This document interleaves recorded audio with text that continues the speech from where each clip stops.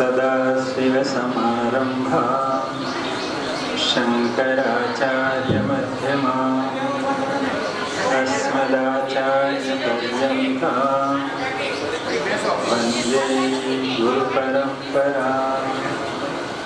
श्रुतिस्मृतिपुराणानाम् आलयं करुणालयं नमामि भगवत्पादं शङ्करं लोकशङ्करं शङ्करं शङ्कराचार्यं केशवं बादरायणं सूत्रभाष्यकृतौ वन्दे भगवन्तौ पुनः पुनः। ईश्वरो गुरुरात्मेति मूर्तिभेदविभागिने व्योमवद्व्याप्तदेहाय दक्षिणामूर्तये नमः। ॐ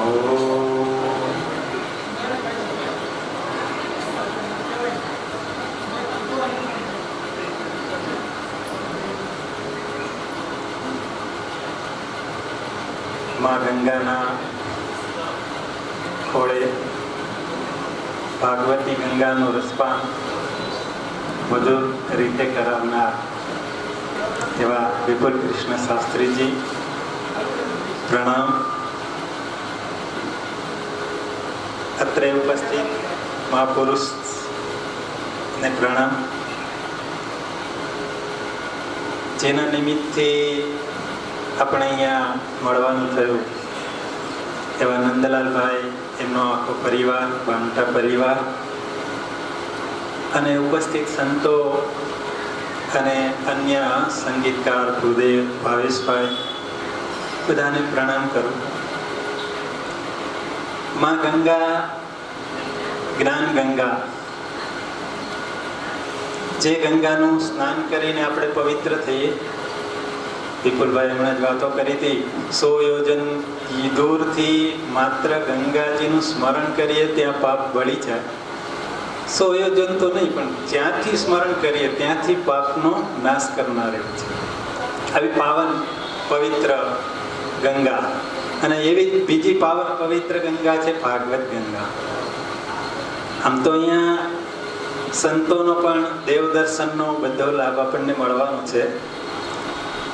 આ ભાગવત, આજે જે થોડી મહાત્મ્યની વાતો કરી, આવતીકાલે વધારે કરશે. થોડી મહાત્મ્યની વાત જોઈને આપણે વિરામ આપીશું આજના સમયને. ભગવત સંબંધી જે છે એ ભાગવત છે. ભગવત સંબંધી શું છે? ભગવાનનું નામ, ભગવાનનું રૂપ, ભગવાનનું ધામ, ભગવાનના ભક્તો, આ બધા ભગવત સંબંધી છે. અને જેની ચર્ચા, જેનો પરિચય આ ભાગવતજીમાં આપણને મળે છે. આવો પવિત્ર, પાવન, મંગલકારી એવો આ ગ્રંથ, મહાન ગ્રંથ છે. પુરાણોમાં શ્રેષ્ઠ મોર એવું આ પુરાણ શ્રીમદ ભાગવત પુરાણ છે. ભાગવત એ નૌકા સમાન છે. આપણે તો અહીંયા ગંગાજીનો પ્રવાહ ઓછો છે, પણ જ્યાં ગંગા સાગરમાં મળે ગંગાજી, ત્યાં આપણે ગંગાજીને પાર કરવા હોય તો શું સહારો લેવો પડે? હોડીનો સહારો લેવો પડે. એમ આ ભવસાગરની અંદર આ જીવ ડૂબકા ખાઈ રહ્યો છે. એ ભવસાગરમાંથી તરવાની જો કોઈ નૌકા હોય તો આ ભાગવત છે. એટલું જ નહીં, આ ભાગવત એક મહાન ઔષધ પણ છે. એ ઔષધ શું કરે? તો કે મારા અંદર રહેલા રોગને દૂર કરે. આપણા શરીરમાં કોઈ રોગ થયો હોય, ભયંકર રોગ થયો, મોટો રોગ થયો હોય, તો એનો ઉપચાર કરવા માટે આપણે પ્રયત્નશીલ થઈએ. પહેલાં તો ઘરગથ્થુ ઉપાયો કરીએ. ઘરગથ્થુ ઉપાયથી ન મટે તો પછી ડૉક્ટર પાસે જઈએ, આપણા ફેમિલી ડૉક્ટર પાસે જઈએ. એ ઉપચાર ન કરી શકે તો પછી આગળ એ રોગમાંથી હું મુક્ત થવાના ઉપાયો કરું. એમ આપણી અંદર આ રોગ શરીરની અંદર આવે છે, પણ આ જીવ આ જીવાત્મા તો એવો ભવરોગથી પીડાતો રહેલો છે. આ જન્મમાં જ નહીં, અનેક જન્મથી આ ભવરોગ એને લાગુ પડેલો છે. અને એ ભવરોગમાંથી મુક્ત થવું હોય તો એના માટે ઔષધ શું છે? શ્રીમદ ભાગવત મહાપુરાણ ઔષધ છે. આ ભવરોગમાંથી મુક્ત કરાવનારો આ મહાન ગ્રંથ છે. અને એના વૈદ્ય કોણ છે, એના ડૉક્ટર કોણ છે? તો કે આવા વિદ્વાન મહાપુરુષો હોય, ઋષિ મુનિઓ હોય, સંતો હોય, વિપુલભાઈ જેવા કથાકાર હોય, એ ઉપચાર બતાવે છે. આ દવા, અને દવા હંમેશા નિયમ પ્રમાણે લેવી જોઈએ, નિશ્ચિત સમયે લેવી જોઈએ, ચોક્કસ સમયમાં એ લેવી જોઈએ, તો એ ફાયદાકારક બને. એમ ભાગવતજીનું, આ ભાગવતજી દવા છે. શેની દવા છે? ભવરોગમાંથી મુક્ત થવાની દવા છે. અને એનું પણ રસપાન મારે ચોક્કસ સમયમાં કરવું જોઈએ, ચોક્કસ વ્યક્તિ પાસેથી કરવું જોઈએ, ચોક્કસ માત્રામાં થવું જોઈએ. અને નિરંતર એ દવા જો લઈએ તો ફાયદો કરે. દવા એકવાર આપણે કથા સાંભળી લઈએ તો કંઈ ફાયદો ન કરે. એકવાર દવા ખાઈ લીધી તો ન થાય. અથવા તો ડૉક્ટર એવું કહે કે તમારે આ એક બોટલ દવા પીવાની છે, અને આપણે એક સાથે ગડગડ આવી જઈએ તો એ લાભ કરતાને બદલે નુકસાન કરતા વધારે થાય. એમ આ ભાગવત રૂપી ગ્રંથ એ એવી દવા છે કે જેનું નિત્ય સેવન થવું જોઈએ. નિત્ય નિયમથી એનું સેવન થાય તો આ ભવરોગમાંથી હું મુક્ત થઈ શકું. અને આ ભાગવત એ ઔષધ જ માત્ર નથી, પણ ભગવાન શું છે, ભગવાન ક્યાં છે. હમણાં વિપુલભાઈ કહ્યું હતું ને કે પિતૃઓ માટે તો આ કથા અત્યારે નથી, કારણ કે આ પિતૃઓને કારણે તો આ કથા થઈ છે, એના અનુગ્રહને કારણે. આ ભમતા પરિવારનો આખો પરિવાર, એ જે નંદલાલભાઈના પિતાજી, એના પિતાજી, એ ખૂબ ભાગ્યશાળી હશે, ખૂબ સદનસીબ હશે કે જેને કારણે આવી એમને ઈચ્છા ઉત્પન્ન થઈ અને આ તીર્થક્ષેત્રમાં આવીને કથા કરવાની ઈચ્છા થઈ. એ એનું પુણ્ય છે, એટલે એની તો સદગતિ છે જ. પણ એક વિપુલભાઈ જે સરસ વાત કરી હતી, મને સ્પર્શી છે. આ કથા પિતૃઓ માટે નથી, કથા કોના માટે છે? આપણા માટે છે. આપણે એ ભગવતમય કેવી રીતે આપણું જીવન બને, એ અખંડાકાર વૃત્તિ મારી કેવી રીતે બને, આત્માકાર વૃત્તિ કેવી રીતે બને, એના માટે આ ભાગવત છે. અને એ ભાગવત મને ભગવાનનો પરિચય કરાવે છે. આ ભગવાન ક્યાં છે, કેવા છે, કેવી રીતે રહેલા છે. આપણે આ 7 દિવસમાં આ જ વાતો થોડીક વિચારીશું. ભગવાન શું છે, ભગવાન ક્યાં છે, ભગવાન કેવી રીતે મળે, ભગવાનને કેવી રીતે જોવા મળે. આપણે મંદિરમાં તો જોઈએ છે, પણ નહીં, હાલતા ચાલતા સર્વ જીવોની અંદર એને આપણે કેવી રીતે દર્શન કરી શકીએ. ભગવાન તો ક્યાં છે? કહીએ ને ભગવાન બધે જ છે. જો બધે જ હોય તો જે નરસિંહે કહે અખિલ બ્રહ્માંડમાં એક તું શ્રી હરિ, આ સમગ્ર બ્રહ્માંડમાં એ જ વ્યાપ્ત છે. પણ એનું દર્શન મારે કેમ કરવું? તો એ મને કોણ કરાવે છે? આ ભાગવત કરાવશે, ભગવાનનો પરિચય કરાવશે. અને એ પરિચય કેવી રીતે કરવો, એમાં આપણે એક દિવસ ભાગવતની અંદર ભગવાનનું 5 પ્રકારે વર્ણન કરેલું છે, એની વાતો જોઈશું. બીજું આજે જે વિપુલભાઈએ સરસ સચ્ચિદાનંદ રૂપાય વિશ્વોત્પત્યાદિ હેતવે, આ મંગલાચરણનો જે શ્લોક છે, પણ એ અદ્ભુત છે. એમણે તો થોડીક લૌકિક ભાષામાં વાતો કરી છે, પણ આપણે એને જરાક અધ્યાત્મના ઊંચા લેવલ ઉપર થોડુંક વિચારણા કરશું. પણ તમને સમજાશે એવી રીતે જોઈશું કે એ આપણું કેવી રીતે થાય. ભગવાનનો ત્યાં પરિચય છે. પરરૂપ ભગવાનનું કેવું છે? ભાગવતજીની અંદર પરરૂપ બતાવ્યું છે. 5 પ્રકારે ભગવાનનું વર્ણન છે. પરરૂપ છે, વૈભવરૂપ છે, અર્ચારૂપ છે, અંતર્યામી રૂપે ભગવાનનું વર્ણન છે. ભાગવતનું 5 પ્રકારે ભગવાન કેવા છે એ વર્ણન છે. એમાં જે સચ્ચિદાનંદ રૂપાય એ ભગવાનનું પરરૂપ બતાવે છે. અને બહુ સરસ મંત્રો છે, મંત્રો સમાન એ શ્લોકો છે. પણ એ ભાગવત મને ભગવાનનો પરિચય કરાવે છે. ભગવાન શું છે, ક્યાં છે, કેવા છે. અને એટલું જ નહીં, પણ એ ભાગવતની કથા આપણે કેવી રીતે શ્રવણ કરવી જોઈએ, આપણે ભાગવત કેમ જીવવું ને એ બતાવે છે. એક તો ગીતા શાસ્ત્ર છે, બે ભગવાન દ્વારા અભિવ્યક્ત થયેલા છે. ભાગવત પણ ભગવાને ઉદ્ધવજીને આ ઉપદેશ આપ્યો છે અને ગીતાનો ઉપદેશ અર્જુનજીને આપ્યો છે. ભગવાનના શ્રી મુખેથી આ બે બહાર નીકળ્યા છે. અને છેલ્લે ભાગવતજીની અંદર વર્ણન પણ એવું છે કે ઉદ્ધવજી અને ભગવાન બે સખા છે.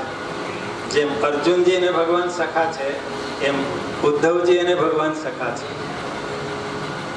જ્યારે સ્વધામમાં જવું હતું ત્યારે ઉદ્ધવજી કહે છે હું તમારા વગર રહી નહીં શકું. તો ભગવાન કહે છે કે તારે તો અહીં રહેવાનું છે, આ બધો પ્રચાર કરવાનો છે, પણ કે મને આધાર આપો કંઈક જીવવા માટે, તમારા વગર હું જીવી નહીં શકું. એટલે ભગવાને પોતાનું તેજ આ ભાગવતની અંદર પધરાવ્યું છે. એટલે આ કોઈ ગ્રંથ નથી, આ સાક્ષાત ભગવાન છે. એટલે આપણે શોભાયાત્રા કોની કરીએ છીએ? ભગવાનની કરીએ છીએ. ભગવાનને વાદ્ય ગાતે અહીંયા લેવા ગંગાજીનું પવિત્રથી પવિત્ર કર્યા, એ સાક્ષાત ભગવાન છે. અને આપણા સૌરાષ્ટ્રમાં તો ભગવાનની બહુ કૃપા છે. જન્મ ક્યાં થયો? મથુરામાં. થોડા ક્ષણો રહ્યા અને સીધા ક્યાં ગયા? ગોકુળમાં. ગોકુળ, વૃંદાવન, વ્રજ આખામાં એ રહ્યા કેટલા દિવસ? 11 વર્ષ અને 52 દિવસ છે. અને પછી આવ્યા મથુરામાં. મથુરામાં એ કેટલા વર્ષો રહ્યા? તો કે એ બધું ગણીએ ને તો 25 વર્ષ જેવું ગોકુળ, મથુરા, વૃંદાવનમાં ભગવાન રહ્યા. ભગવાનનું આયુષ્ય 125 વર્ષનું હતું. સ્વલીલા સંવરણ કર્યો ત્યારે ભગવાનના 125 વર્ષ હતા. બાકીનું 100 વર્ષનું આયુષ્ય ક્યાં એમણે વિતાવ્યું? તો કે સૌરાષ્ટ્રમાં, આપણા પ્રદેશ. એટલે આપણે ખૂબ નસીબદાર છીએ, ખૂબ ભાગ્યશાળી છે કે જ્યાં ભગવાનનું સાનિધ્ય મને ખૂબ પ્રાપ્ત થયેલું છે. બીજા બધાને એવું પ્રાપ્ત નથી થયું. એટલે અમારા દાદા ગુરુ એવું કહેતા કે આ વિશ્વમાં ભારત દેશ મહાન છે અને એમાંય ગુજરાત મહાન છે. એમનું શરીર તો દક્ષિણનું હતું, નહીંતર એ કે ને દક્ષિણ ભારતમાં તો ઘણા બધા આચાર્યો થયા. મોટાભાગના આચાર્યો બધા દક્ષિણમાં થયા. પણ બધું એ આચાર્યોનો ધર્મનો પ્રચાર પ્રસાર વધારે થયો હોય તો ગુજરાતમાં. અને ગુજરાતમાં ગરડી નથી થઈ, ભક્તિ ગરડી નથી થઈ, પણ અહીં તો વધારે ફૂલી ફાલેલી છે. તો એ ભગવાનની કૃપા આપણા ઉપર તો બહુ છે કે ભગવાન 100 વર્ષ સુધી આપણી સાથે રહ્યા. એટલું જ નહીં, રાજાધિરાજ રહ્યા અને અહીંથી પણ એ વિદાય પણ ક્યાં થયા? પ્રવાસ ક્ષેત્રમાં. તો આવો એ અમૂલ્ય ગ્રંથ છે ભાગવત. એ મને જીવન કેમ જીવવું એ શીખવે છે. આપણે બધા, આપણને એવો પ્રશ્ન થાય, અમે તો બધા જીવીએ છીએ, આપણે બધા જીવીએ છીએ પણ ખાલી શ્વાસ લઈએ છીએ. શ્વાસ લેવો એ જીવન નથી. પણ મારા શ્વાસમાં, મારા હૃદયની ધડકનમાં જ્યારે રામ આવે, જ્યારે મારા શ્વાસની કે હૃદયની ધડકનમાં કૃષ્ણ આવે, મારા શ્વાસ કે હૃદયની ધડકનમાં શિવ આવે, ત્યારે મારું જીવવું એ જીવવું છે. બાકી તો બધા શ્વાસ લે છે, એ જીવવું નથી. પણ એ મારા હૃદયની અંદર એ ભગવાન કૃષ્ણ કેવી રીતે આવે, મારું મન ભગવાનમય કેવી રીતે બને, એ આ ભાગવત આપણને જ્ઞાન આપે છે. આવો આ મહાન ગ્રંથ છે, સામાન્ય ગ્રંથ નથી, સાક્ષાત ભગવાન છે. અને એનું આપણને અહીંયા અવસર પ્રાપ્ત થયો છે શ્રવણ કરવાનું. તો એનું શ્રવણ કેવી રીતે કરવું જોઈએ? ભાગવતનું શ્રવણ કેવી રીતે કરવું? તો એમાં બધા દ્રષ્ટાંતો છે. પરીક્ષિત રાજાએ જેવું ભાગવતનું શ્રવણ કર્યું એવું જો હું શ્રવણ કરું તો મને ભગવાનની પ્રતીતિ અત્યારે જ થાય. નહીંતર ઘણા એવું કહે ને ભગવાન દેખાય, ભગવાન છે, ભગવાન હોય ખરા અને મળે, અને આ યુગમાં મળે, કલિયુગમાં મળે, તો કે હા ચોક્કસ મળે, અત્યારે જ મળે. અને એ ભગવાન મળે ક્યારે મળે? તો કે જ્યારે મારું મન ભગવતમય થાય. હું એ કથા કેવી રીતે સાંભળું? જેવી રીતે પરીક્ષિત રાજાએ સાંભળી, અનશન વ્રત ધારણ કરીને સાંભળેલી છે, એક આસને બેસીને સાંભળેલી છે. ગોકર્ણજીએ જ્યારે કથા કહી ત્યારે ધુંધુકારીએ જેવી રીતે સાંભળી, એવી રીતે જો હું કથા સાંભળું તો એ ભગવાનનું દર્શન મને અત્યારે થાય. ભગવાનની ભક્તિનો આવિર્ભાવ મારી અંદર તો છે જ, મારે એને પ્રગટ કરવાનું છે. પ્રગટ કરવા માટે આ બધા માધ્યમો છે. અને એક આસને આપણે બધા નસીબદાર છે કે અહીં આપણને આ કથાનું શ્રવણ કરવાનો અવસર પ્રાપ્ત થયો છે. અને જે આવા વિચાર સાથે જે કથા શ્રવણ કરશે ને, ઘણાને તો એવો નિયમ હોય કે હું એક આસને બેસીને કથા સાંભળીશ, એક જગ્યામાં બેસીને કથા સાંભળીશ. અને એની બહુ મહત્તા છે આપણી સાધના. એક સ્થાનમાં, એક આસનમાં શિસ્તબદ્ધ, શ્રદ્ધાપૂર્વક, હૃદયપૂર્વક, ભાવપૂર્વક આ હું જો કથા સાંભળું ને, તો એ કથા અત્યારે પણ મને એ ભગવાનની પ્રતીતિ કરાવે. કદાચ સ્થૂળ રૂપે મને ભગવાન નહીં દેખાય, પણ એનું જે આનંદ સ્વરૂપ છે ને, એ આનંદ સ્વરૂપે મને એ ભગવાનની પ્રતીતિ અવશ્ય થશે. પણ આપણે કથા કેવી રીતે શ્રવણ કરવાની છે? ભાવપૂર્વક, શ્રદ્ધાપૂર્વક. અને એવી રીતે આ 7 દિવસ આપણે કથાનું શ્રવણ કરીએ અને એ ભાવ સાથે કરીએ. અને સુંદર મજાની કથાનો પ્રવાહ વિપુલભાઈ આપણને કરાવી રહ્યા છે. અને એમનું જે સંગીતનું જ્ઞાન, એનું ભાગવતજીનું જ્ઞાન, અન્ય ક્ષેત્રનું જ્ઞાન, એનું આપણને નિચોડ અહીંયા આપી રહ્યા છે. અને એ આપણે બધું મેળવી આપણા જીવનને સાર્થક કરીએ અને ભાવપૂર્વક કથાનું શ્રવણ થાય એવી ભગવાનને પ્રાર્થના સાથે આજના સત્સંગને વિરામ આપીએ. સાંજે અનુકૂળતા મુજબ આપણે પાછો સત્સંગ કરીશું. ઓમ 5 વાર ઓમ નમો ભગવતે વાસુદેવાય બોલાવું છું. આપણે બધા જ બોલીશું. ઓમ નમો ભગવતે વાસુદેવાય. ઓમ નમો ભગવતે વાસુદેવાય. ઓમ નમો ભગવતે વાસુદેવાય. ઓમ નમો ભગવતે વાસુદેવાય. ઓમ નમો ભગવતે વાસુદેવાય. ઓમ નમો ભગવતે વાસુદેવાય. ઓમ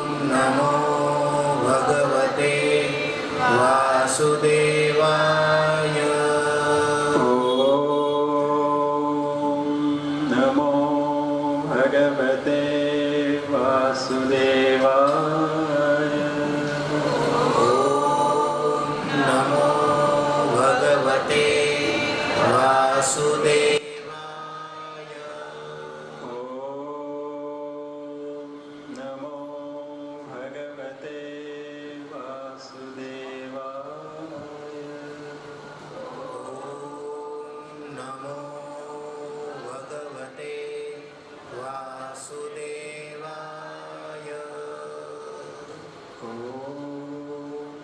પૂર્ણમદ પૂર્ણમિદં પૂર્ણાત પૂર્ણમુદચ્યતે પૂર્ણસ્ય પૂર્ણમાદાય પૂર્ણમેવાવશિષ્યતે. ઓમ શાંતિ શાંતિ શાંતિ. હરિ ઓમ. શ્રી